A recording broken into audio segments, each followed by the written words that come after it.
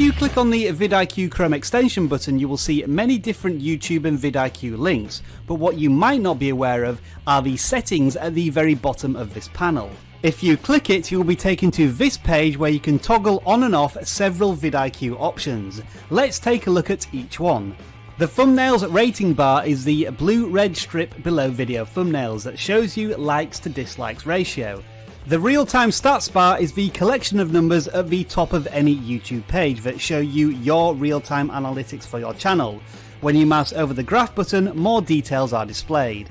The next toggle options cover the same tabs but in different locations. The competitor, trend alert and most viewed tabs all sit on the left menu panel and can be found on the YouTube homepage as well as the YouTube manager page. While all of these tools are absolutely awesome, we do appreciate that they change the look of YouTube. That might not be to your liking, so now you know how to turn them off.